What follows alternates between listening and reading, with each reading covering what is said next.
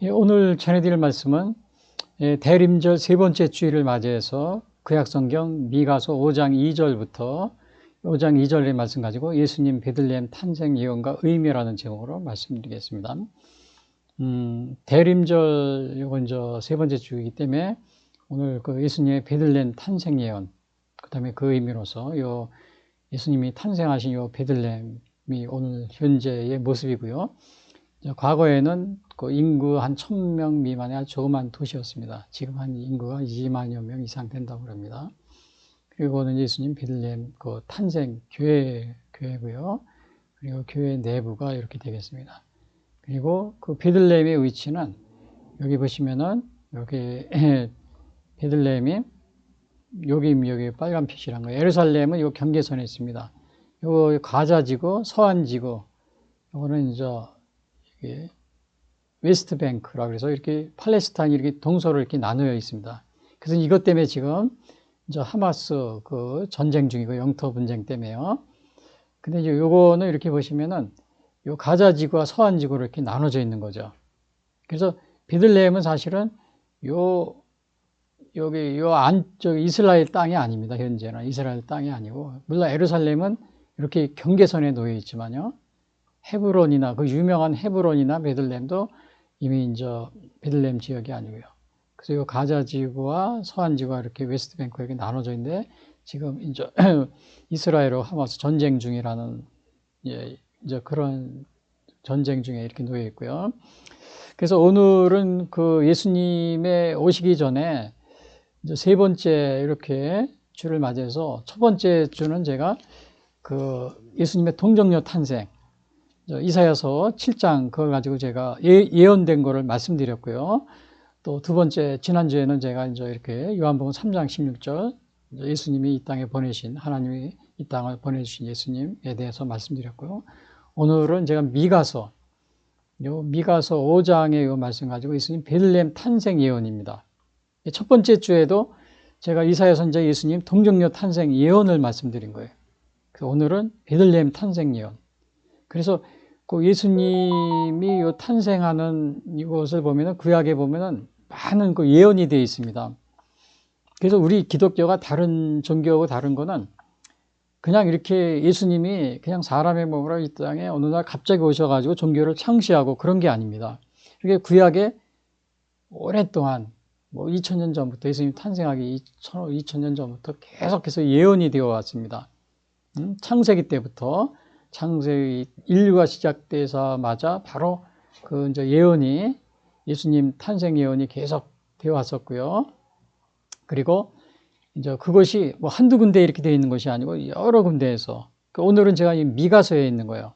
그래서 우리 기독교를 예수님을 단순히 다른 종교 창시하신 분들하고 그런 거기 때문에 이렇게 신화적인 이야기 이렇게 생각하시면 안 됩니다.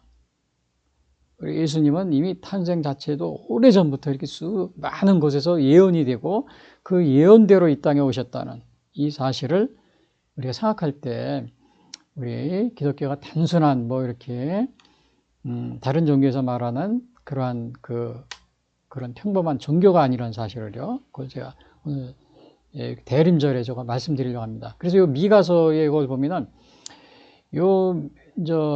오늘 베들레헴에 오늘 제가 예수님의 베들레헴 탄생 예언이잖아요. 근데 이 베들레헴의 모습은 이렇게 오늘날 이렇게 보여지지만은 물론 예수님의 탄생 교회고요. 내부 예수님 탄생의 내부인데 그럼 베들레헴의 위치가 어디 되느냐?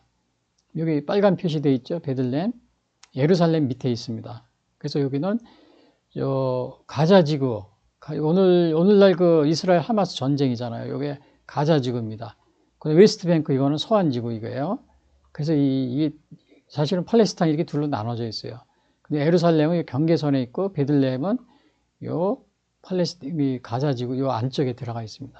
이스라엘 땅이 아닙니다. 그래서 여기 현재도 들어가려면 여건 이렇게 제시하고 아마 이렇게 통과해야 된다 이렇게 그 관광객을 다녀오신 분들이 아마 그렇게 얘기하고 있는 것 같은데요. 그래서 오늘 미가가 그러면 어떤 선지자냐 하면요. 예루살렘 서남 쪽 모레셋 출신이라고 그러는데 여기 모레셋. 여기 모레셋이라고 그랬죠. 예루살렘 서남 쪽. 근데 요 모레셋의 위치가 어디냐면은 여기 보시면은 요 지금 여기 저기 뭐야 그 이사야 선지자들의 그 태어난 곳이 여기 되어 있습니다. 여기 미가 선지자는 여기 모레셋, 영어로 써 있지만 여기 모레셋이에요. 그리고 에루살렘은 여기 있잖아요. 이사야 선지자는 에루살렘. 그 다음에 호세아 선지자는 요 에루살렘 있죠. 아모스 선지자는 요 테코아라는 이런 곳에서. 그래서 미가 선지자는 요 에루살렘 여기가 뭐야 남서쪽이 되겠죠. 에루살렘 남서쪽 여기 모레셋 여기서 출생하셨다는 이 사실이요. 이건 남유다 출신 선지자입니다. 그리고 미가의 부모나 가족이 언급이 없는 미천한 그 가정 목자 출신이었고요. 그 다음에 BC 735년, 690년 사이 활동하면서 북이스라엘 멸망을 목격하고 북이스라엘은 722년에 기원전 멸망했잖아요. 그거를 이제 이렇게 목격한 겁니다. 요거 기록은 이렇게 700년경에 이렇게 기록된 거고요. 그래서 여기 이제 모레셋 출신이고 또 미천한 요 가정 출신 목자다.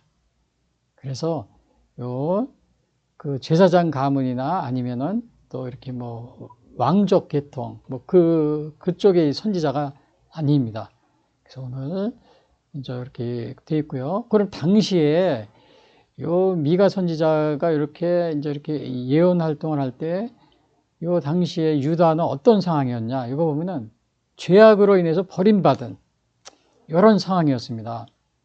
그래서 이 남유다가 물론 이제 남유다는 그 북이스라엘은 722년에 멸망했지만요.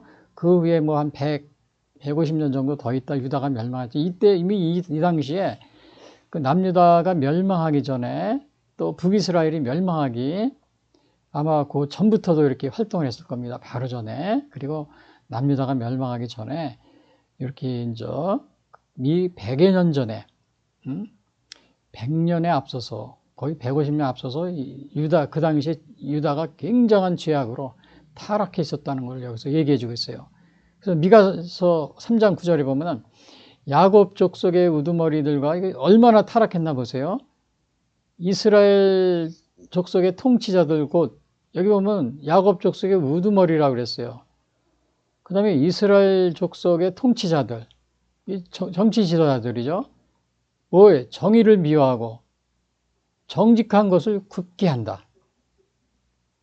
그러니까 이게 정의를 미워하고 정직한 것을 굽게 하는 자들아 이 말을 들을지어다 시온을 피로 예루살렘을 죄악으로 건축하는도다. 그러니까 결국은 이게 피로 건축한 죄악을 그러니까 결국은 이 남유다는 요 통치자들 그 다음에 우두머리들 요 뭐 종교 지도자들이나 아니면 제사장들이나 아니면 정치 지도자들은 정의를 미워하는 거예요. 정의를. 그 다음에 굽게 하고 정직한 것을 굽게 하고 그 결국은 뭐예요? 시온을 피로 예루살렘을 죄악으로 이렇게 물들이게 한다 이런 얘기죠. 그리고 또 이제 이렇게 할 뿐만 아니고 또 나가서요. 이게 지금 죄악상입니다. 그들의 우두머리들은 이제 남유다의 죄악상이에요. 당시에 그들의 우두머리들은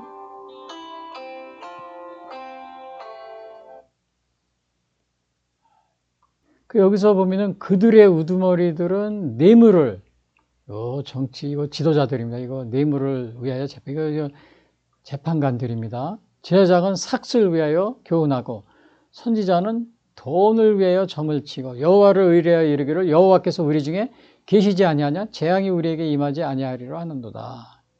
그러니까 이게 재판관들은 뇌물 우두머리 뇌물 재판 왜 재판 뇌물을 하고요. 예, 지금 우리나라 비슷합니다. 예, 그 다음에 선지자들은 돈을 위해 점을 치고 그 다음에 그래서 뭐라 그러냐 여호와께서 우리 중에 계시지 아니하냐 그러면서 하나님이 우리와 함께 하신다는 겁니다. 재앙이 우리에게 임하지 재앙이 없으니까는 이건 뭐 그냥 계속 그런 짓을 하는 겁니다. 계속 지금 우리나라 상황하고 좀 비슷한 게 많이 있어요. 그러니까 남유다가 정말 이렇게 이러한 상황 속에 있는데 또 여기 보면은 미가서 3장 9절에 보면 이럽니다. 이러므로 너희로 말미암아 시온은 갈아엎은 밭이 되고 예루살렘은 무더기가 되고 성전에 사는 수풀이 높은 곳이 되리라. 이건 망한다는 겁니다. 망한다는 거예요. 그래서 또 이게 여기 뭐라 그랬어요? 그들의 침상에서 죄를 끼하며 악을 꾸미고 날이 밝으면 그 손에 힘이 있으므로 그것을 행하는 자는 화 있을진저. 밭들을 탐하여 빼앗고 집들을 탐하여 차지하니 그들이 남자와 그의 집과 사람과 그의 사람을 강탈한다. 야, 그러니까 이 침상에서 죄를 끼하고 악을 꾸미면 날이 밝으면 그 손에 그것을 행하는 자는, 그러니까 지금 이렇게 남유다가 완전히 이렇게 타락한 겁니다. 타락해서 이게 유다가 갈아엎은 밭이 되고 에루살렘은 무더기가 된다. 이거를 여기서 미가 선지자가 예언하고 있습니다. 근데 여기서 보시면은 정말 여기 보세요. 우두머리들은 뇌물을 위해서 재판하고, 이게 재판 판사들이죠. 제사장들은 삭슬 위하여 교훈하고, 선지자는 돈을 위하여 점을 치면서, 그리고 야 하나님이 우리와 함께 하신다. 그리고 재앙이 우리에게 임하지 않는다. 막 이런 식으로 얘기하는 겁니다. 재앙이 우리에게 임하지 않는다. 오늘 어제 토요일 날 보니까는 또 윤석열 대통령 탄핵이 됐는데, 근데 이제 지지난주에는 탄핵이 이제 부결됐습니다. 근데 이게 또 탄핵을 또 해요. 아니, 그러니까 이게 또 부결되면 또 다음 주에 또 하고, 부결되면 또 하고, 될 때까지 계속 하는 겁니다. 참, 이거 우리나라 이 법을 바꿔야 돼. 어떤 한 이슈에 대해서 회기가 바뀌면 또 탄핵할 수 있다고 그러는데, 그게 아니고, 이제 어떠한 이슈에 대해서 한번 탄핵이 계속 부결되면 그냥 그것으로 더 이상 못하게 해야 되는데, 만약에 이번 주에 부결되면 그 다음 주에 또 시작. 부결되면 또 하고, 수도 없이 해도 제한이 없는 겁니다. 이거 정말 우리 이 나라에 망조가 들었어요. 망조가 들었어요. 그리고 이번에 더불어민주당이 탄핵한 그런 장관들이나 이런 거 보면 한 20명이 넘습니다. 야, 이게 국민들의 세금 받아가지고 그냥 앉아서 하는 것 없이 이렇게 국가에 할 일이 이렇게 많은데 그냥 탄핵을 남발하는 거죠. 그리고 오늘 결국은 탄핵이 가결됐지만은 그게 부결되면은 다음 주에 또 안 되는 겁니다. 부결되면 그 다음 주에 또 하고, 이게 저기 식당 보면 무한 리필 식당이 있어요. 고깃집 같은 거 무한 리필이에요. 그냥 이 탄핵이 무한 리필 탄핵이에요. 이런 식이래요. 여러분 이거 법을 빨리 바꿔야 돼요. 이게 지금 남유다 상황하고 비슷합니다. 여기 보세요. 야곱 족속의 우두머리들과 이스라엘 족속의 통치자들고 정의를 미워하고 정직한 것을 굽게 하는 자들아. 왜 정의를 미워하고 정직한 것을 굽게 한다고 그랬냐면요. 여러분 이게 지금 국회에서 이렇게 탄핵 그거 모인 거지만은 이게 지난주 겁니다. 이게 의원식 국회의장 이렇게 나와서. 근데 이 사람들은 지금 이거 보세요. 이게 2024년 4월 10일 총선 이번에 국회의원들입니다. 자, 이거는 사전투표, 선거관리위원회에서 이렇게 이렇게 선거 끝난 다음에 딱 이렇게 게시합니다. 그래서 거기에서 이렇게 다 조사를 해봤어요. 근데 전국에 요게 3,360군데 요 선거구가 이렇게 개표구가 있는데 요 당일 선거라는 게 있어요. 당일 선거에서는 그 더불어민주당하고 국민의힘당이 한 60대 40 이런 식으로 앞섰습니다. 60% 대 40% 정도로 승률이요. 근데 사전투표에서는 더불어민주당이 98.33, 그러니까 총 3,360개 선거구에서 3,304곳을 이기고 국민의힘당은 약 56곳에만 이겼습니다. 전국적으로 1.66%. 요 사전투표 민주당 승률이에요. 98.4. 전 세계 선거에 당일 투표가 만약에 50%대 국민의힘 대 더불어민주당 50%대 40이다. 그러면 사전투표도 거의 비슷하게 나옵니다. 50%대 40 이런 식으로. 근데 이거는 더불어민주당이 98.33이 나왔습니다. 그리고 올해 2024년 4월 10일 그 총선에서 볼 때는 이 총선거에서는 그 당일 투표나 사전투표나 거의 비슷하게 투표를 했습니다. 약 100만 초 차이로 거의 비슷하게 숫자가요. 그래서 이거는 당일 투표나 사전 투표나 그 퍼센티지가 만약에 5대 4, 50%대 40%다. 50%대 또 60%대 40%다. 그러면 사전 투표도 그렇게 나와야 됩니다. 60%에 40%. 근데 여기 보면은 더불어민주당이 98%대 국민의힘이 1.66. 그러나 당일 투표에서는 국민의힘이 한 60%대 40%. 이 정도로 앞섰습니다. 그러니까 이게 어떻게 되는 거예요, 이게요? 완전히 부정선거입니다. 그래서 여기서 대수의 법칙에 반하는 생성 불가능한 확률. 사전투표 전산 조작만이 가능한 승률. 1등에 10번, 무덕도 1등에 10번 당첨될 확률이다. 그래서 이거를 윤석열 대통령이 그래서 계엄을 선포하고 이 선거관리위원회 이 서버를 갖다가 이거를 조사한 겁니다. 포렌식 하기 위해서.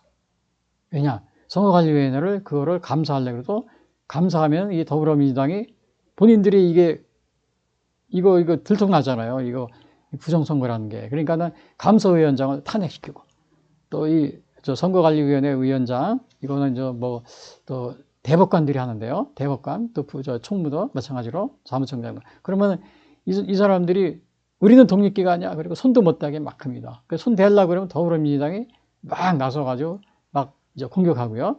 그래서 결국은 윤석열 대통령이 하다 못해가지고 비상계엄을 선포해서 선거관리 이렇게 위원회 거기에 이 전산 자료를 이렇게 카피를 해서 나왔습니다.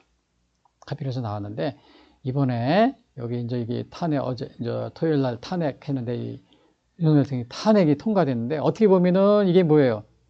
부정선거로 당선된 사람들이 가짜지요. 어떻게 보면 사기꾼이나 도둑놈이나 마찬가지입니다. 여기 앉아있는 사람들이 지금 더불어민주당 부정선거로 당선됐으니까요. 그러면 부정선거로 당선된 사람들이 이게 뭐야? 탄핵을 표결을 했다? 이게 뭐 같으냐면요. 도둑놈이 잡혀왔어요. 경찰서로. 잡혀왔는데 오히려 경찰관 앞에서 훈시를 두면서 경찰관을 막 포박하고 때리고서 바깥으로 내쫓고 주인 행사하는 거 똑같습니다. 지금 우리나라가 그렇습니다. 지금 우리나라 헌법에는 3.1 독립운동과 4.19 학생 건국이념, 4.19 이념이 뭐냐면 이 학생의고, 4.19 학생이 부정선거 한 거에다 여기 한 150여 명 정도 여기 돌아가셨죠. 그래서 이거를 계승한다고 되어 있습니다. 우리 헌법 전문에. 그러니까 윤석열 대통령이 계엄을 한 것은 어떻게 보면은 이 헌법 전문에 나와 있는 4.19 민주주의 이념을 계승하기 위해서 이거 뭐냐면 부정으로 당선된 이런 식으로요. 부정으로 당선된 이런 사람들이 국회를 어떻게 보면 이거 똑같습니다. 여러분들의 집에 어떤 도둑놈이 들어와 가지고 매일 거기서 먹고 자고 하면서 주인을 내쫓는 겁니다. 들어오면 막 때리고 내가 주인이라고 그러고 그런 식으로 지금 우리나라가 그렇게 돼 있어요. 그래서 윤석열 대통령이 그 도둑을 쫓아내려고 계엄을 일으켰는데 오히려 도둑들이 뭐라 그래나 자기들이 주인을 이렇게 오히려 반대로 내쫓은 자기 집이라고 그러면서 그런 상황이 되었어요. 윤석열 대통령은 이 4.19 민주 이념을 헌법에 전문에 나온 대로 그것을 위해서 계엄을 한 겁니다. 도대체 어느 나라가 이렇게 부정으로 한두 명도 아니고 거의 뭐 한 3분의 1 정도가 부정선거로 당선된 사람이에요. 이런 식으로. 이게 도대체 말이 됩니까? 근데 이거 보세요. 이거 학생의거잖아요. 그럼 학생들이 한 거에다가 뭐 민주를 지킨 거예요. 근데 여기 보면은 요거 4.19 민주묘지 향하는 고려대 학생들. 이 고려대 학생들이 4.19 민주 기념하는 거예요. 부정선거, 우리 한 거에다 죽었던 걸 기념하는 거죠.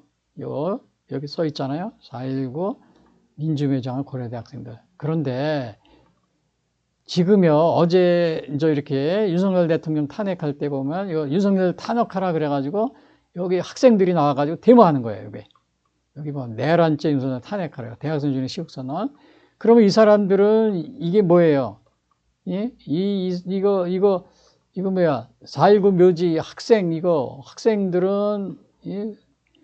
70년 전에 우리 학생들은 부정선거에 항거해서 이렇게 희생을 당해 죽었는데 아니 지금 이 학생들은 뭐예요? 여기 국회에 앉아서 부정선거로 당선된 국회의원들을 지지하면서 오히려 이 대통령을 탄핵하라고 이렇게 지금 데모하고 있는 겁니다. 이 탄핵할 때. 이게 지금 우리나라가 거꾸로 돌아가는 겁니다. 거꾸로. 예? 학생들이 나서가지고 부정선거 이거 항거해가지고 이 국회에 앉아있는 이 가짜 어떻게 보면 사기꾼들이죠. 도둑놈들. 이거를 척결하라 그거를 먼저 해야 되죠. 예, 그걸 먼저 해야 되는데 이게 반대로 지금 예, 이게 지금 우리나라 헌법 전문에 나와 있는 학생들이 이렇게 부정선거 항거나 안 하고 오히려 부정선거를 옹호하는 이러한 상황이 돼버렸습니다. 그래서 제가 4.19 학생의거에서 이승만 대통령이 그 당시에 하야했는데 제가 항상 그럽니다.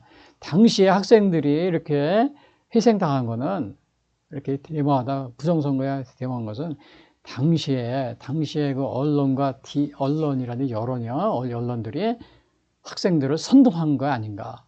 왜냐, 이승만 대통령은 자유민주주의를 지키려고 그랬거든요. 그러니까 이 좌익 공산주의를 추종하는 이런 언론들이 거의 다 잡고 있었거든요. 그러니까 그 막 선동하니까 학생들은 부정선거다 그래 나와서 데모하다가 결국은 이렇게 희생당한.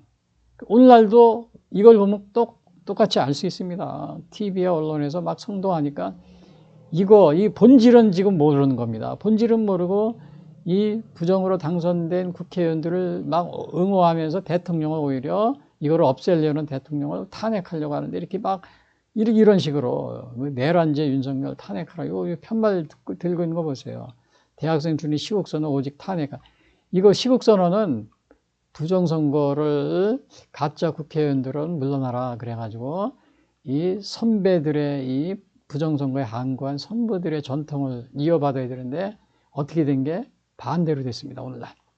그래서 당시에 이 시대적 상황, 그 남유다의 시대적 상황하고 비슷합니다. 예? 이러므로 너희로 말미암아 시온은 가로픈 밭이 되고 예루살렘은 무더기가 되고 성전에 사는 수풀의 높은 곳이 되리라. 그래서 우리나라가 정말 이렇게 망할 수밖에 없는 처지였지만 그나마 윤석열 대통령이 정말 이 계엄을 선포해서 이 국회의원들이 가짜다. 이거를 여기 나와 이 앉아있는 이 더불어민주당 국회의원 가짜다. 이거를 선포해서 알려준 겁니다. 알려줘서 경각심을 한 거죠. 물론 본인은 이 가짜들에 의해서 도둑이 경찰에 의해서 쫓겨나는 이러한 상황이 된 거죠. 이런 상황이 됐지만은 여러분 윤석열 대통령이 그거 안 했으면 우리나라는 여기 이스라엘처럼 아예 그냥 이렇게 멸망에 이르러 뻔했던 겁니다. 멸망. 이거 보세요. 시온은 가로픈 밭이 되고 예루살렘 무더기가 이렇게 될 뻔한 거를 윤석열 대통령이 본인이 탄핵을 당하면서도 이 나라를 위해서 이렇게 계엄을 선포한 거예요. 여러분들은 TV에서 매일 이 국회에 들어가려고 하는 이 군인들 모습만 매일 TV에서 그냥 거의 한 달 내내, 보름 내내 그것만 보니까 학생들이 어떻게 하겠어요? 이렇게 뛰어나오는 거죠. 이런 식으로. 그러나 근본적으로 이 부정선거에 대해서 언론에서는 일체 보도를 안 합니다. 일체 보도를. 왜? 요거는 선거관리위원회에서 발표한 통계 자료를 분석한 거예요. 거기 딱 다운. 근데 윤석열 대통령이 계엄 발표하고서 부정선거가 있다고 그러니까 선거관리위원회에서 이 선거관리위원회 그 투개표 통계를 싹 웹사이트를 내려버렸습니다. 더 이상 접속하지 못하게. 그리고 거기에 있는 서버도 갖다 막 다시 이제 새로 바꾼다 그러고. 그러니까 이거 보면은 도둑이 제발 저린 겁니다. 그 선거관리위원회를 점령하고 있는 사람이 누구예요? 예? 대법관이잖아요. 대법관. 그리고 재판도 대법관들이 하잖아요. 그러니까 법원하고 선거관리위원회가 한 통속이 되는 겁니다. 그러니까 이게 부정선거를 신청해도 되겠어요? 안 되겠어요? 다 기각을 합니다. 안 들어주고. 여기 보세요. 통치자들 정의를 미워하고 정직한 것을 굽게 하고, 예? 굽게 하고. 그 다음에 여기 보면은 재판관들에 대해서 나옵니다. 이 재판관들이 우두머리는 뇌물을 왜 재판하고 제작은 삭슬 왜 아마 이 사람들이 과거에 무슨 판사들이 이 선거 재판 판사하는 담당 이렇게 판사들이 엄청난 이 뇌물이 오고 갔을 겁니다. 그러니까 이거 숨기는 겁니다. 서로다가. 나라가 망할 건데 다행히 윤석열 대통령이 그래도 자신이 이거를 세상에 알리려고 하는데 TV와 언론에서는 군인들이 국회만 들어가려고 하는 거 그거만 하루 종일 비워두고 그래서 탄핵하자 그러니까 학생들이 그것이 본질인 줄 알고 이렇게 뛰어나온 겁니다. 본질은 부정선거인데 요거를 언론들이 호도한 겁니다.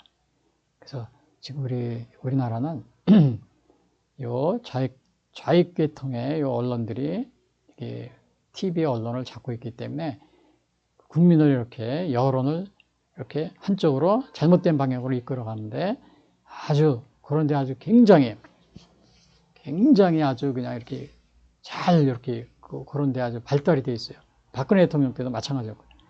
그래서 오늘 여기 보시면은 이제 이렇게 제가 대림절 예수님 베들레헴 탄생 예언 요걸 하는데 제가 정말 어제 요 토요일 날 이렇게 대통령 탄핵 이런 문제 또 남유다의 당시의 상황이 이렇게 죄악으로 해서 남유다는 정말 버림받은 그런 나라가 될 것이다. 요 예언이 돼 있어요. 우리나라가 그와 비슷한 상황이었었어요. 그래서 제가 물론 대통령이 탄핵이 됐지만 그러나 이 나라를 위기에서 그걸 알림으로써 위기에서 구한 윤석열 대통령이 영웅적인 행동을 했다는 것을 제가 이렇게 말씀드리고요. 그래서 여기 예수님이 이제 탄생할 것이라고 예언한 장소는 베들레헴 에브라다였다. 우리 예수님 탄생 예언이라고 그랬는데 우리 예수님의 그러니까 우리 대림절 세 번째 주로서 예수님 탄생은 단순하게 이 땅에 평범한 사람으로 오신 것이 아니고 태초에부터 그래서 우리 기독교가 창세기 그 이전부터 이미 그때부터 예수님이 이 땅에 오실 것이라는 걸 계속 예언이 되어 있어요. 오늘은 이 베들레헴 여기 2절에 보면 베들레헴 에브라다야 너는 여호다 족속 중에 작을지라도 이스라엘을 다스릴 자가 네게서 네게로 나올 것이라 그의 근본은 산고의 영혼에 있느니라. 그래서 여기 보시면은 베들레헴 에브라다에 그랬어요. 근데 요 베들레헴이라는 것은 그 떡집이란 뜻이 있습니다. 에브라다는 풍성한 열매. 그래서 사실은 베들레헴은 어떠한 곳이냐면요. 여기 위치를 우리가 봤었죠. 여기 베들레헴이요. 여기는 사실은 다윗의 출생지입니다. 다윗 왕의. 그 다음에 라헬, 야곱의 그 처인 라헬의 무덤이 있었던 곳이고요. 그리고 이제 예루살렘에서 한 7, 8km 정도 되어 있는 곳, 인구도 한 2만 명, 2만 5천 명 된답니다. 물론 그 주위에 있는 또 인구로 하면 한 10만 명 된대요. 근데 여기 들면 현재 2만 5천 명. 당시에는 아주 작은 마을이었어요. 그냥 이게 조그만 동네로요. 근데 여기에는 이제 모슬림이 한 80% 정도 살고 있고, 그 다음에 기독교가 한 20%. 그리고 왜냐하면 이거 팔레스틴 지역으로 이게 되어 있기 때문에요. 그래서 요게 지금 베들레헴인데, 여기 보면은 떡집이라는 뜻이 있습니다. 떡집. 근데 요 예수님이 뭐라 그랬어요? 이 떡은 사실은 브레드입니다. 빵이라고 그래요, 빵. 근데 이제 예수님이 베들레헴 자체가 예수님은 생명의 떡이다. 그런 말이 우리가 볼 수 있는데, 여기 보시면은 요한복음 6장 47절 보면 진실로 진실로 너에게 이르노니 믿는 자는 영생을 가졌나니 내가 오고 생명의 떡이니라 그랬죠. 생명의 떡. 그렇죠? 그래서 요 베들레헴은 떡집이다. 요 서로 관련이 있는 이제 우연의 일치인지 모르겠지만요. 그리고 예수님은 이렇게 말씀하시나 너희 조상들은 광야에서 만나를 먹어서도 죽었거니와 이는 하늘에서 내려오는 떡이니 사람으로 하여금 먹고 죽지 아니하게 하는 것이니 이게 생명의 떡이라고 합니다. 그래서 생명의 떡. 그 예수님의 요 말씀은 바로 예수님의 생명의 떡. 그래서 우리는 요것이 그러면은 베들레헴에서 여기 보면은 뭐라고 그랬냐면요. 베들레헴 에브라다야 그랬어요. 여기서 탄생할 거를 예언하는 겁니다. 이미 예수님이 오시기 한 700년 전에 미가 선지자가 예언하는 건데 너는 유다 족속 중에 작을지라도 이스라엘을 다스릴 자가 내게로 나올 것이라. 이게 여기서 태어난다는 것을 700년 전에 예언을 하고 있는데 근데 요 베들레헴이 탄생의 성취가 보면은 그 누가복음에 요거 보면은 이렇게 마태복음에서 이렇게 성취된 그런 예언의 성취가 나옵니다. 헤롯 왕 때 이제 예수님이 탄생했는데 많은 사람들이 이제 헤롯 왕이 그 예수님을 어떻게 보면 이제 이렇게 유대인의 왕으로 온다 그러니까 자기 지위가 위험할 거 아니에요. 그러니까 예수님을 죽이려고 대제사장과 백성 서기관들을 가지고 물어봅니다. 물어보니까 그 서기관과 대제사장 서기관들이 유대 땅 베들레헴입니다. 이렇게 알려줍니다. 선지자로 이렇게 기록된 바. 거기 이제 미가 선지자가 예언한 거를 요 대제사장과 서기관들이 알고 있습니다. 헤롯 대왕이 물어봤을 때. 그러니까 제가 이거 할 때 얘기했지만은 다 알고 성경은 다 잘 알아요. 그렇죠? 그 성경은 잘 알고 있지만 믿음이 없어요. 믿음이 없어서. 그래서 오늘날도 우리가 보면은 성경 말씀은 정말 기가 막히게 잘 아는데 믿음이 없는 사람이 있어요. 믿음이 없는 사람이 있어요. 그리고 그냥 믿음이 없이 그냥 남 얘기하듯이 하는 그러한 사람이 많이 있습니다. 그리고 요거는 또 여기 보면은 유대 땅 베들레헴아 그랬어요. 유대 땅 베들레헴 너는 유대 고을 중에서 가장 작지 아니하노다. 네게서 한 다스리는 자가 나와서 내 백성 이스라엘의 목자가 되려 하였습니다. 요게 어디서 지금 나온 거예요? 바로 그 미가 선지자가 여기 예언한 게 그대로 여기 적혀 있습니다. 그래서 요거는 또 우리가 이제 보면은 이제 이렇게 예수님의 예언이 이렇게 성취되었다는 것을 우리가 볼 수 있는데, 그러면은 요 예언의 성취가 예수님의 탄생은 그냥 정말 우리가 다른 종교 이렇게처럼 그냥 해서 만들어진 그런 생긴 종교가 아닙니다. 그래서 제가 여기 정말 질문을 해보는데요. 지구상에 수많은 종교가 있지만 예수님처럼 수천 년, 수백 년 전부터 수많은 선지자들에 의해 탄생과 일생을 예언한 종교가 있었는가? 여러분, 우리 주위에 많은 종교가 있잖아요. 그래서 많은 사람들이 우리 기독교도 그냥 그런 종교 중에 하나야. 뭐 이렇게 점점 발전해 와서 원시 신앙에서부터. 근데 이렇게 예수님의 탄생을 과연 오래전부터 이렇게 예언해, 한 군데가 아닙니다. 수십 군데에서. 그렇게 예언한 가운데 오셔서 또 우리에게 말씀을 전하면서 우리 기독교가 이렇게 이제 이루어졌는데, 이러한 종교가 있습니까? 이런 종교, 여러분, 없을 겁니다. 없어요. 그래서 우리 기독교는 그냥 단순하게 평범한 종교가 아닙니다. 평범한 종교가 아니에요. 그 다음에요, 당신은 아직도 기독교가 다른 종교와 같은 평범한 종교라고 생각하고 있잖아요. 그렇죠. 여기서 평범한 종교. 어떻게 생각하고 있어요? 여러분들은. 이 예수님의 이 탄생 예언은 여기 베들레헴에서 탄생하실 것이다. 이렇게 딱 여기서요. 그 다음에 이렇게 탄생하고 예언한 거. 이거는 뭐 한 번도 아니고 많은 선지자들에 의해서 계속해서 예언된 거예요. 이거는 우리 기독교가 평범한 종교가 아니다. 이것을 우리가 여기서 암시해주고 있습니다. 그리고 이제 두 번째는 예수님이 탄생하실 베들레헴은 작은 마을이었다. 미가서 5장 2절에 보면 베들레헴에 에브라다에 너는 유다족 속 중에 작을지라도 그랬죠. 유다족 속 중에 작다 그랬어요. 그렇죠. 사실은 지금 베들레헴이 지금은 아마 25,000명 이렇게 살고 있지만요. 당시에는 1,000명 미만의 작은 마을, 1,000명도 안 됐을 겁니다. 그렇게 그런 작은 마을이었어요. 그래서 우리 예수님은 이 땅에 오실 때 이렇게 아주 낮고 천한 그러한 곳으로 오셨다. 대도시, 헤롯이 그 대제사장과 서기관들에게 물어볼 때도 어디서 태어나느냐? 그럴 때 베들레헴이다 그랬잖아요.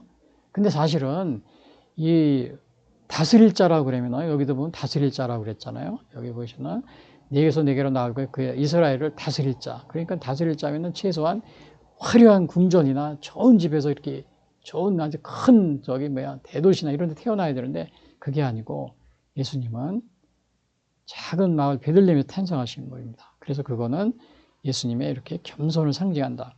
그래서 여기서도 그랬잖아요. 빌립보서 2장 6절에 보면 그는 근본 하나님의 본체시나 하나님과 동등됨을 취할 것을 여기지 아니하시고 오히려 자기를 비워 종의 형체를 가지고 사람들같이 되셨고 사람의 모양으로 나타나서 자기를 낮추시고 죽기까지 복종하셨으니. 그래서 하나님의 본체라고 그랬어요. 그 예수님은 하나님의 본체라는 건 하나님과 동등하다는 거, 하나님과 동등. 그래서 이게 삼위일체 여기서 하나님, 예수님이라는 걸 보게 됩니다. 근데 자기를 종의 형체를, 종의 모양을 그래서 사람들 같이 되었다 그랬죠. 그래서 이거는 그리고 또 태어나신 것도 이렇게 아주 베들레헴이라는 그 작은 동네, 그리고 거기서도 아주 낮고 천한 말구이에 그런 데서 이렇게 태어나신 겁니다. 그렇게 이렇게 오신 예수님을 유대인들은 예수님을 믿지 않아요. 왜? 그 유대인들은 정치적인 메시아, 정치적인 그런 메시아를 고대했습니다. 그리고 유대인들은 그 예수님을 굉장히 싫어했어요. 왜? 그거 보면은 물론 정치적인 메시아를 기대하다가 실망해서 이제 그런 것도 있지만은 또는 뭐가 있냐면은 예수님은 율법의 파괴자로 이렇게 생각을 했어요. 율법의 파괴자. 왜? 안식일날 병자 고치니까 왜 안식일날 병자 고치냐 그래요. 그래서 그 예수님을 정말 미워하고 그랬는데 그 예수님이 만약에 유대인들의 그 생각처럼 이렇게 정말 정치적인 메시아로 다윗 왕처럼 화려하게 왔다면 받아들였을 겁니다. 그러나 그게 아니고 예수님은 반대로 이 땅에 오셔서 고난을 받으시고 십자가 달려 죽으시니까 예수님을 미워하게 되고 받아들이지 않고 지금도 그러고 있습니다. 그래서 여기 그러한 예언이 여기 또 나옵니다. 예수님이 십자가를 지시고 고난을 당하실 거라는 예언이 이사야서 53장에 보면 이렇게 나와 있어요. 이사야 1절부터 보면 9절까지 보면 우리가 전한 것을 누가 믿었느냐? 여호와의 팔이 누구에게 나타나? 예수님의 고난 받으실 거에 대한 그런 예언입니다. 이것도 한 800년 전에 예수님이 오시기 전에, 그러니까 태어나는 것도 7, 800년 전에 예언이 됐어. 미가 선지자, 이사 선지자. 그다음에 베들레헴에 오시는 것도 예언이 돼 있고, 동정녀 탄생도 예언이 돼 있고, 또 고난 받으실 것, 십자가 달리실 것도 이렇게 예언이 돼 있어요. 여기서는 그는 주 앞에서 자라나게 연한 순간 마르는 뿌리 같아서 고운 모양도 없고 풍채도 우리가 보기에 흠모할 만한 아름다운 것이 없도다. 그리고 뭐라 그랬냐? 그는 멸시를 받아서 사람에게 버림받았어요. 멸시를 받아 사람이 십자가에 달려 죽으시고 막 그랬잖아요. 또 이렇게 강고를 많이 겪었으며 질고를 아는 자라. 마치 사람들이 그에게 얼굴을 가린 것이 멸시를 당하였고. 그러니까 우리 하나님의 아들로 이 땅에 오셔서 하나님의 아들 이 땅에 오셨으면 우리 존경을 받아야 되는데 멸시를 당하는 겁니다. 우리도 그를 귀히 여기지 아니했다. 그는 실로 우리의 질고를 지고 우리의 슬픔을 당하였거늘 우리는 생각하기를 그는 징벌을 받아 하나님께 맞으며 고난을 당한다 했노라. 예수님의 이렇게 고난을 당하는 겁니다. 고난을 당하고 또 그 뒤에 뭐 있어요? 그가 찔림은 우리의 허물 때문이요 그가 상함은 우리의 죄악 때문이라. 그래서 예수님이 이렇게 정말 십자가에 달려 돌아가시고 우리 죄를 위해서 대속 회생제물이 되었다고 그랬잖아요. 회생제물이 되니까 유대인들은 어떻게 하겠어요? 정치적인 메시아를 고대했는데 아니 와가지고 자기들한테 다윗 왕처럼 멋있게 이렇게 큰 권력을 가지고 올 줄 알았는데 그게 아니니까 반대로 이렇게 고난을 받으시고 또 아무 힘도 없이 십자가에 달려 돌아가시고 그러니까 자신들의 메시아가 아니다 그리고 지금까지도 이거를 거부하고 있는 겁니다. 지금까지도. 그래서 오늘 이렇게 그러나 예수님은 이렇게 오실 때 여기서 보면 뭐라 했어요? 너는 유다 족속 중에 작을지라도. 유다 족속이 그러니까 예수님이 탄생하실 베들레헴은 작은 마을이었다. 이거는 예수님의 뭐예요?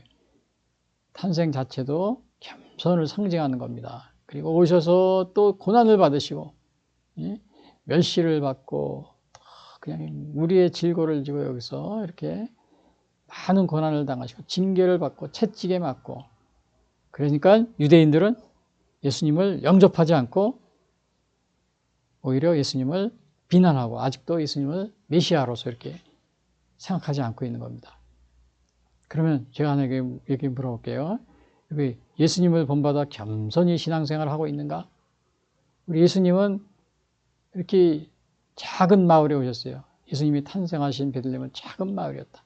오실 때부터 이렇게 겸손하게 오신 겁니다. 또 태어나실 때도 말구에 이런 데서 태어나시고. 그래서 여러분들은 우리 예수님을 본받아 겸손히 신앙생활을 여러분 하고 있습니까? 조지 워싱턴이 대통령이 이제 되기 전에 이제 독립전쟁을 했잖아요. 미국에서. 독립전쟁을 하는데 어느 하사가 있었는데 자기가 보니까 그냥 자기 병사들을 뭘 무거운 걸 옮기는 걸 시키는 자기는 그냥 뒷짐지고 못하면 막 야단치고 막 그러고 있더래요. 거기 지나가던 어떤 이제 이렇게 병사가 있었는데 그게 하도 보기 안 돼가지고 이제 사병들이 이렇게 하는 걸 막 도와주면서 같이 힘을 합쳐가지고 옮기고 그랬대요. 그러면서 대신 이제 사병들이 이걸 대신 도와주고 그런 거죠. 그러니까 이제 하사는 이제 이게 누군지도 모르는 거예요. 누가 도와주는지. 나중에는 이제 이 하사 일이 다 끝난 다음에 이 사람 이제 군인이었지 이 사람도. 근데 이제 군인이었지만은 아마 이렇게 자기 신분을 속인 이렇게 드러내지 않은 것 같아요. 그러면 나가서 손을 탁 털면서 그 하사에게 이제 자기는 사령관이라고 그러면서 나한테 시간 있으면 연락을 달라.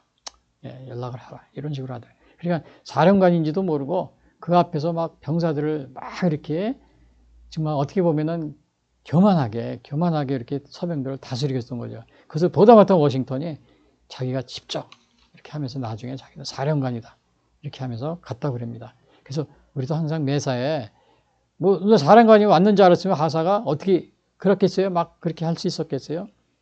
자기가 막 하려고 그랬겠죠. 그래서 우리가 항상 모든 일에 내가 지위가 높고 낮고 어떤 일에 있든 간에 이렇게 겸손한 그러한 생활을 하자. 이러한 것이 우리에게 중요하고요. 그리고 이제 이렇게 예수님이 이렇게 겸손한 가운데 이렇게 작은 그런 마을에서 베들레헴은 작은 마을에서 오셨다. 그럼 또 오늘 우리 예수님 베들레헴 탄생의 예언과 그 의미는 뭐냐? 세 번째는 보니까 베들레헴에서 탄생하실 예수님은 메시아로서 오실 것이다. 이 작은 마을에 오시는 예수님은 메시아다. 이거를 얘기해 주고 있어요. 그래서 여기 이제 보시면은 베들레헴 에브라다에 너는 유다 족속에 작을지라도 그 다음에 이스라엘을 다스릴 자가 네게서 네게로 나올 것이라 그랬어요. 이스라엘을 다스린대요. 그래서 이스라엘을 다스릴 자. 요거는 미가서에서 예언을 했지만 어디에 성취가 나오냐면요. 누가복음 1장 30절에 이런 말이 있습니다. 천사가 이르되 마리아여, 이제 마리아의 수태, 이제 임신하기 전에 가브리엘 천사가 나타났습니다. 그리고 얘기를 합니다. 누가복음 1장 30절에 천사가 이르되 마리아여 무서워하지 말라. 네가 하나님께 은혜를 입었느니라. 보라, 네가 잉태하여 아들을 낳으리니 그 이름을 예수라 하라. 가브리엘 천사가 그러는 겁니다. 그가 큰 자가 되고 지극히 높으시니 아들이라 일컬어질 것이요. 주 하나님께서 그 조상 다윗의 왕위를 그에게 주시리니 여기 뭐라 그랬어요? 영원히 야곱의 집을 왕으로 다스릴 것이며 여기서 왕이라고 그랬죠. 왕. 그 나라가 무궁하리라. 자, 그런데 여기서 왕으로 다스린다. 여기서도 예언이 뭐라 그랬어요? 이스라엘을 다스릴 자가 내게로 나올 것이다.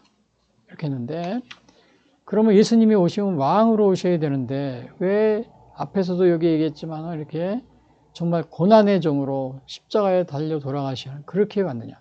요거는 이제 마리아 천사 가브리엘이 수태고지를 하는 겁니다. 이렇게 하면서 마리아여 무서워하지 말라 그러면서 이거를 말씀해 주시는데 바로 이 말은 뭐예요?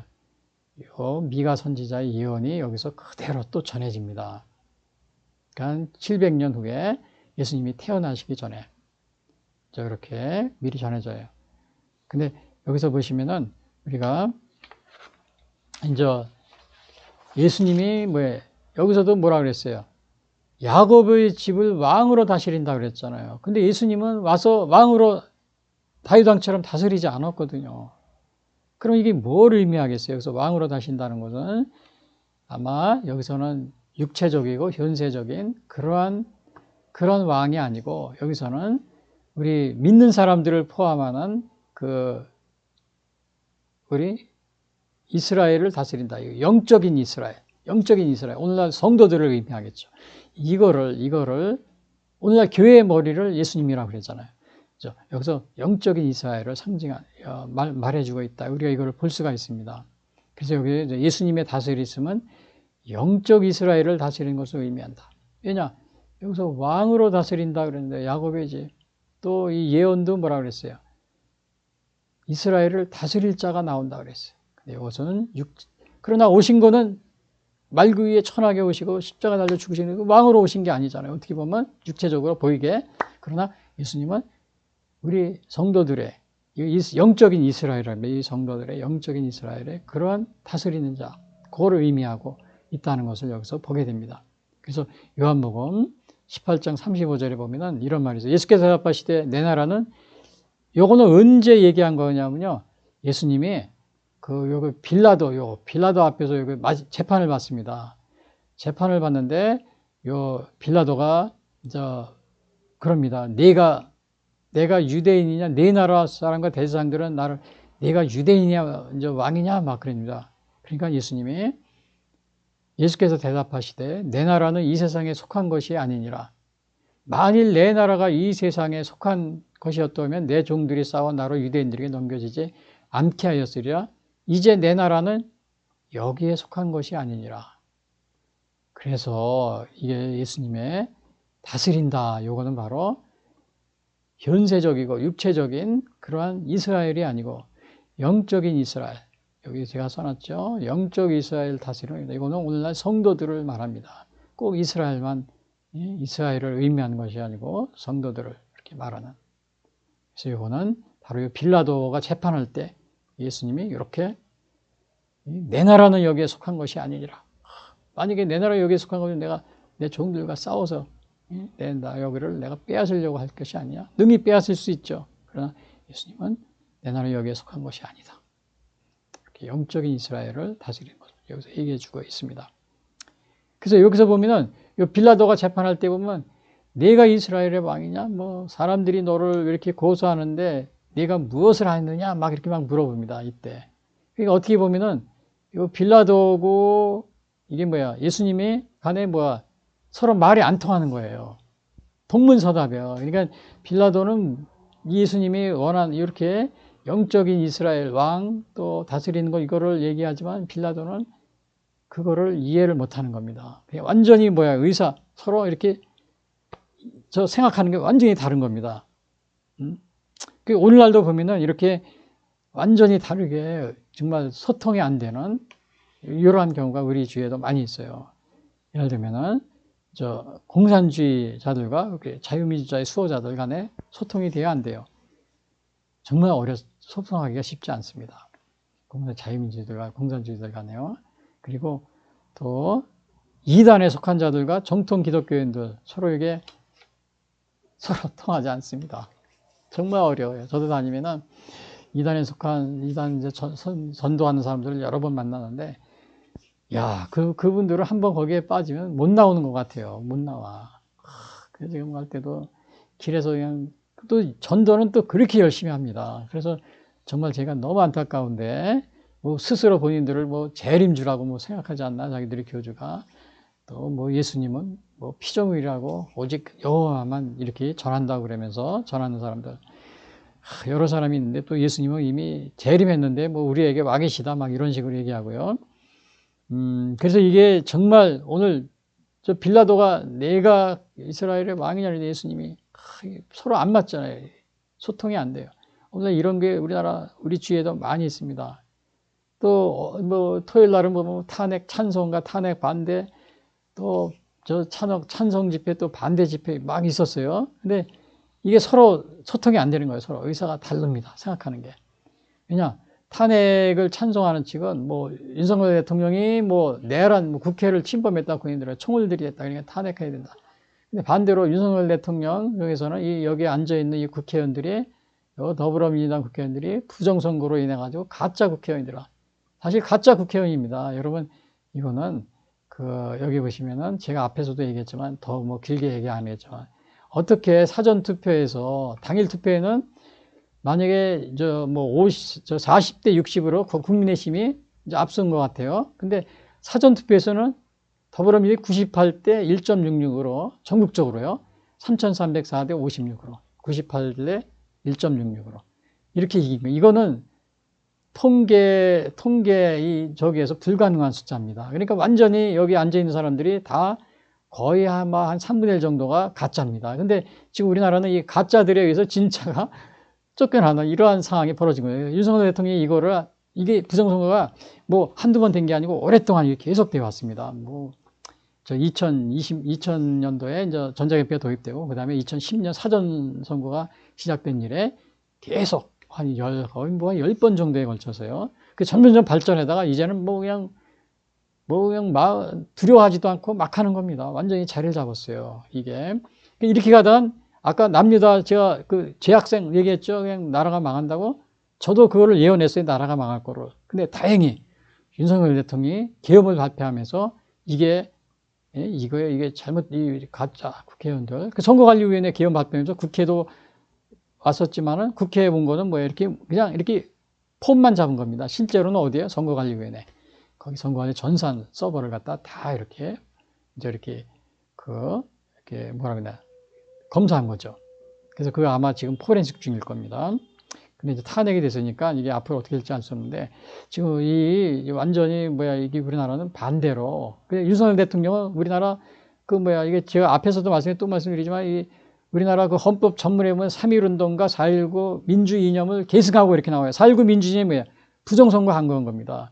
그래서 윤석열 대통령은 우리나라 헌법을 충실하게 부정으로 당선된 이 사람들에 대해서 고발하기 위해서 계엄을 한 거니까 사실은 국회 군인을 총칼 들이대는데 사실은 도둑이나 마찬가지입니다. 도둑. 이게 뭐 사기꾼들이죠. 여러분이 사기꾼들의 도둑을 잡을 때는 경찰들이 가서 저기 뭐야 이리 와주세요. 조용히 나가주세요. 이게 통합니까? 가서 그냥 다 체포해가지고 수갑채가지고 끌고 나가야 되죠. 그나마 그렇게 안 한 것만 해도 이분들은 고맙게 생각을 해야 되는 거죠. 예? 윤석열 선생님 마음이 좋으니까 그 정도로 끝냈지. 사실은 다 잡았어도 이거 저기 뭐야 뭐 내란 이런 관련이 없습니다. 예? 경찰이 도둑놈 잡는데 그게 무슨 내란 죄입니까? 경찰이 도둑놈 잡는데 뭐 치안 질서를 파괴하는 거예요? 당연한 거죠. 그걸 잡아야 되죠. 이게 그거를 모르고 이 학생들은 이러한 정신이 있었다는 걸 모르고 오히려 어떻게 돼요? 막 탄핵 찬송 집회를 하더라고요. 아니 왜 탄핵 저기 뭐야 국회 이 부정선거 한거는 못하고 안 하고 오히려 그러니까 여기 뭐야 이 빌라도고 예수님 재판하고 빌라도고 예수님 대답하는 거 동문서답 하잖아요. 정말 이거 똑같은 겁니다. 우리나라 상황이 지금 물론 이번에 저 토요일 날 한 그 탄핵 그거는 저기 뭐야 무효입니다. 무효. 거짓 저기 뭐야 가짜 국회의원들이 어떻게 탄핵을 이렇게 선포할 수 있습니까? 무효가 되죠. 이 도둑놈들이 뭐 경찰서장이 뭐 경찰관에 경찰서에 들어간 당신들이 죄인이야. 그리고 그러면 경찰서들이 죄인이 되는 겁니까? 그거 아니죠. 그거는 아마 이제 다 드러나게 될 겁니다. 그리고 여기 보시면은 제가 이거 또 질문하는데 오늘날 우리 주위에 자신을 재림 메시아라고 주장하는 사람 없는가? 그랬죠. 제가 왜 이 말씀을 드린 거예요? 여기 제목이 뭐였어요? 메시아로 오실 것이다 그랬잖아요. 그러니까 사람들이 물론 요거는 이제 재림 메시아라고 하는 사람들이 우리 주위에 많이 있습니다. 자신들을 그리고 또 어떤 분들은 이제 예수님이 이미 재림해 와 있다. 뭐 이렇게 여호와 증인 같은 경우는 이미 1900년도 초에 재림해서 와 있다. 여러 번 예수님이 재림한다 이렇게 저 예언이 안 맞았어요. 그러니까 나중에는 이미 1910년도에 1900년도 초에 왔다. 이미 우리와 재림해 와 있다. 뭐 이런 식으로 얘기하고요. 그 다음에 이제 또 어느 이단 교파에서는 뭐 몇 번 하다가 안 됐고 또 뭐 그냥 언제 온다 그러다가 이렇게 하늘 쳐다보고 있으면서 이렇게 막 우리나라에도 있었죠. 그 다음에 왜 기독교 유난히 이단이 많은가? 그래요. 야, 이게 보면은 특히 그 개신교 쪽에 이단이 많습니다. 그 다음에 뭐 천주교는 그렇게 좀 덜한데, 그리고 다른 종교보다도 더 유난히. 근데 요거는 여러분 어떻게 생각하실 수 있냐면은, 여러분 혹시 그 다이아몬드 보면은 뭐 금이나 다이아몬드는 비싼 거잖아요. 만약에 사기꾼이나 도둑놈들이 뭐를 모조품을 많이 만들겠어요? 싸구려를 갖다 모조 만들겠어요? 비싼 걸 모조를 잘합니다. 비싼 거, 좋은 거. 우리 기독교가 특히 왜 개신교에 이단이 많냐면 개신교가 좋기 때문에 그렇습니다. 다이아몬드처럼 아주 값나가고 좋은 거니까 거기에서 이단이 많이 생기는 겁니다. 싸구려 같은 경우는 모조품을 안 만들어요. 그거 해봤자 손에 뭐 돈도 못 버는데. 근데 좋은 제품에는 모조품이 많이 나옵니다. 우리나라 제품도 보면 저 해외에서 인기를 얻는 거 이런 거 해외에 나가면 그냥 막 사람들이 똑같이 한글 쓰고서 이렇게 하는 게 많이 있대요. 삼성폰 같은 거요, 우리. 특히 이제. 그래서 여러분, 우리 기독교 이단이 많은 건 어떤 면에서 봐서는, 야, 우리 기독교가 다이아몬드처럼 너무 아주 쫙 빛나고 좋기 때문에 많이 이거를 모조를 만드는 거고. 한편으로는 그런 우리 스스로 위안을 좀 받기도 합니다. 자, 그러면 오늘 예수님 베들레헴 탄생 예언과 의미, 마지막 네 번째는 뭐냐면, 베들레헴에서 탄생하신 예수님은 영원 전부터 계신 분이다. 이제 요거를 얘기하고 있어요. 영원 전부터 계신 분이요. 요거는 뭐냐면은 여기 보시면 베들레헴 에브라다야 너는 유다 족속이 작을지라도 이스라엘을 다스릴 자가 네게서 네게로 나올 것이다. 그의 근본은 상고에. 여기서 근본은 상고에 있다고 그랬어요. 여기 보시면은 그의 이제 이렇게 보시면은 그의 근본은 상고에 있느니라. 그래서 여기 보면 요한복음 1장 1절에 보면은 예수님에 대해서 이렇게 얘기하고 있어요. 말씀으로 이제 예수님이 여기서 되어 있는데요. 여기 보면은 태초에 말씀이 계시니라 그 말씀이 하나님과 함께 계셨으니 이 말씀은 곧 하나님이시라. 그래서 여기 보면은 요 태초에라고 했어요. 요 태초에는 창세기 1장 1절 태초하고 다릅니다. 창세기 1장 1절 태초에는 시간이 시작되는 태초예요.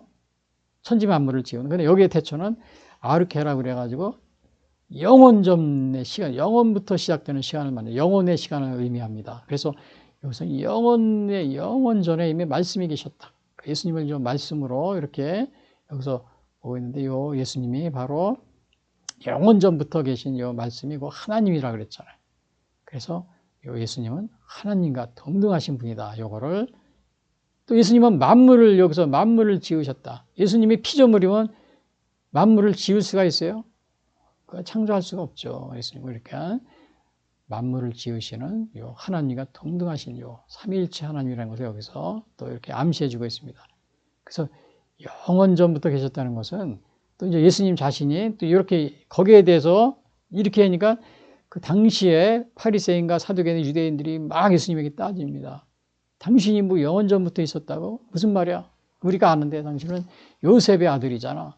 목수 요셉의 아들인데 그게 무슨 말이야? 그러니까 예수님이 아브라함이 나기 전부터 내가 있었다 그럽니다. 예수님이. 여기서 보시면 예수께서 이러시되 유대인들이 여기 그러니까 내가 아직 50세도 못 되었는데 예수님이 아브라함을 보았다 그랬어요. 그러니까 50세도 못 되었는데 아브라함을 보았다 그러냐? 요한복음 8장 50절. 예수님이 이르되 아브라함이 나기 전부터 내가 있었느니라. 그러니까 이거는 예수님이 2000년 전에 태어나기 전부터 영원 전부터 있었다는 것을 또 이것도 암시해 주고 있습니다. 여기 물론 태초에 요 하나님과 함께 계셨다 말씀이 여기서 예수님이 직접 또 이 땅에 계시면서도.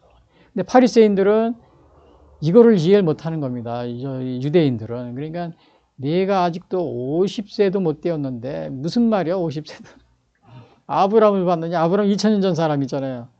예수님이 아브라함이 나기 전부터 있었다. 예수님은 피조물이 아니고 영원 전부터 계셨던 하나님이라는 것을 여기서 또 말해주고 있습니다. 그리고 또 이렇게 여기서 보면 마태복음 28절에도 그걸 또 증명하는 게 있어요. 영원 전부터 있었다. 예수님은 하나님과 동등하다는 거요. 부활하신 다음에 예수님이 여기서 그럽니다. 올라가시기 전에 여기 하늘과 땅에 내게 권세를 내게 이렇게 주셨다. 이렇게 이제 말씀하신 다음에 또 여기 보니까는 예수님이 뭐라 그랬어요? 아버지, 아들과 성령의 이름으로 세례를 베푸라 그랬어요. 그러니까 아버지와 아들과 성령. 그러니까 예수님은 아버지, 아들과 성령과 이게 동등한 그러한 또 여기서 삼위일체 하나님이라는 것을 우리가 볼 수 있어요. 누가 이렇게 세례를 주는데 뭐 어느 교주의 이름으로 세례를 주는 거 봤습니까? 예수님의 이름을 주는데 하나님의 이름하고 같이 거기에 하나님의 이름과 같이 사용되고 있는 겁니다. 그래서 결국 이것은 예수님은 영원 전부터 존재한 하나님이라 이런 것을. 그래서 여기서 그래요. 그의 근본은 상고에 영원에 있느니라. 그래서 그 말씀을 이렇게 하시는 겁니다. 그래서 오늘 요 대림절을 맞이해서 여러분 예수님 베들레헴 탄생의 의미 이거 볼 때 제가 이거 마지막 결론 내리기 전에 우선 또 제가 질문을 하게 되면요.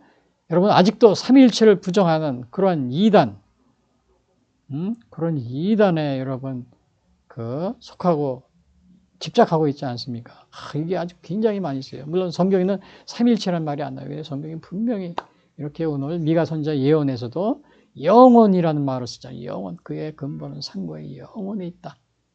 그래서 단순한 피조물이 아니고 영원히 창조 전부터 이렇게 하나님과 동등하게 계신 그런 분이라는 것을 여기서 말씀해 주고 있습니다. 그 다음에 여러분 이단의 이런 교리에 여러분 저기에 속고 넘어가지 마시기 바랍니다. 그리고 여기서 예수님에 대한 이야기를 아직도 신화적인 이야기, 꾸며낸 이야기를 부정하고 있잖아요. 많은 사람들이 예수님의 이야기는 신화적인 이야기야. 다 그런 식으로 얘기합니다. 여러분, 그런데 현혹되지 마시고 예수님의 이것은 아주 오늘날 우리 기독교는 다른 종교하고 이렇게 다르게 이렇게 구약에서 예언이 되어 있다는 사실이에요. 그래 오늘 결론적으로 말씀드리면 요약하면 예수님이 탄생할 것이라고 예언한 장소는 베들레헴 에브라다였다. 그 다음에 예수님이 탄생하실 베들레헴은 작은 마을이었다. 이거 겸손을 상징한다고 그랬죠. 겸손하게. 그 다음에 베들레헴에 탄생하실 예수님은 메시아로 오실 것이다. 그리고 메시아는 현세적이고 육적인 그러한 다스릴 분이 아니고 메시아가 아니고 영적인 이스라엘을 다스릴 그런 왕으로 오신다는 겁니다. 영적인 이스라엘. 마지막으로 베들레헴에서 탄생하실 예수님은 영원 전부터 계신 분이다. 그래서 이거는 삼위일체 하나님으로서 예수님은 피조물이 아니고 영원 전부터 계신 그러한 하나님으로서 하나님과 동등하신 분이 이 땅에 베들레헴에 오실 것이라는 것. 그래서 오늘 이렇게 베들레헴 낮고 천한 곳에 오셔서 대림절 기간을 맞이해서 여러분들이 예수님 베들레헴 탄생 예언과 의미, 예수님은 탄생하기 전부터 구약에 수도 없이 예언이 되기 때문에 우리 기독교는 평범한 다른 종교와는 다른 종교다. 여러분이 꼭 명심하시길 바랍니다.